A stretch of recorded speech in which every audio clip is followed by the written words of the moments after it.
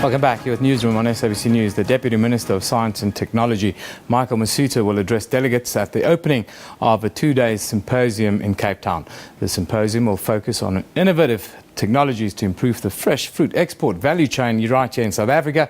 This comes at a time when South African citrus growers are shocked by news that the European Union is preparing a ban on South African citrus imports. If the EU goes ahead, up to 6,000 jobs will be at stake. Now, in our Cape Town studio, we have the Deputy Minister himself, and he's standing by with Lumko Jimlongo, who will do the interview. It's over to you, Lumko.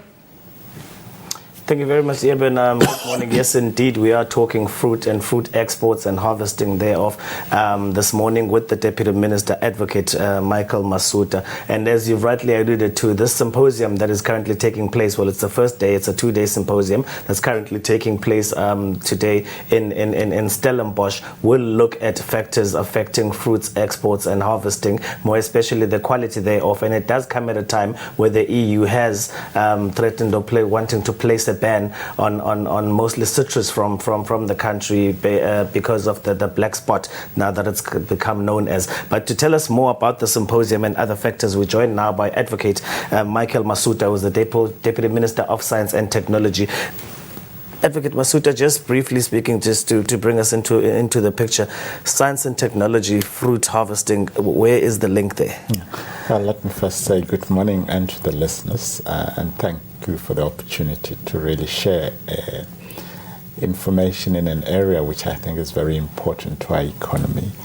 As science and technology, our mandate is to support research and innovation in the country, to enhance the achievement of our national priorities, such as improving economic performance. In this context, the issue of global competitiveness is key, because we are a net exporter of fresh produce, in this context, fresh fruit. The industry generates about 16 billion a year currently. And the quality of product, especially in markets such as the EU, is absolutely critical to be preserved so that we continue to maintain that market share. Currently, there aren't really threats to our space in that area, because the black spot that you referred to does not really arise in the context of preservation of product after harvesting. It's more to do with fruit whilst it's still on the tree.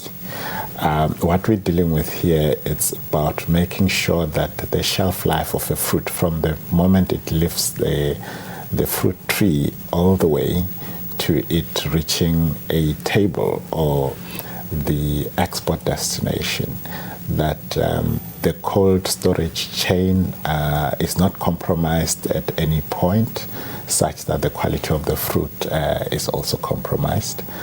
So we're looking at the entire technology value chain throughout that whole process of transporting the fruit to its destination.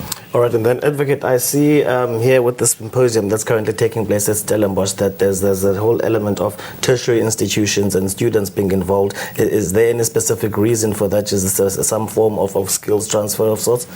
Yes, you may be aware that we adopted as a country a national system of innovation, which seeks to promote our economy from being essentially a resource-based economy to being a knowledge-based economy. Now, that implies that we need to develop skills, especially amongst young people, high-quality skills in the areas of research, science, and innovation, so that we have a competitive edge as a country in a globally competitive environment in various areas of the economy. And that calls for the need to constantly replenish our human capital pool to make sure that young people become scientists who will be able to do the necessary research and come with new innovative ways that would enhance our product quality, enhance our methods of production and handling of processes, etc., that would enhance our competitiveness and create quality jobs for our young people especially. Okay, and then this issue of technology and dealing with fruit, are we then not running the risk of perhaps compromising the quality of the fruit or the organic state of fruit with all these technological innovations or whatnot? Are we not worried about something like that happening? It is precisely to do the opposite. If your storage facilities, the cold storage facilities, are not operating at the right temperatures, you could have the frosting of fruit, which compromises the quality of the fruit precisely. So you want to have a quality assurance throughout the cold storage chain, so that at no stage the temperature is too low and the fruit goes to waste, or it's too high and the quality of the fruit is compromised. So doing all those studies is a critical aspect. But there are other aspects as well to do with invasive microorganisms that would compromise the shelf life of fruit. So you're looking at ways organically to preserve that are not chemical based, because especially the European market is very sensitive to the use of chemicals, etc. And then when you talk of the fruit market, it's usually you'll see the guys who've got the big trucks, who's got all these facilities that you speak of, your cold storages and whatnot.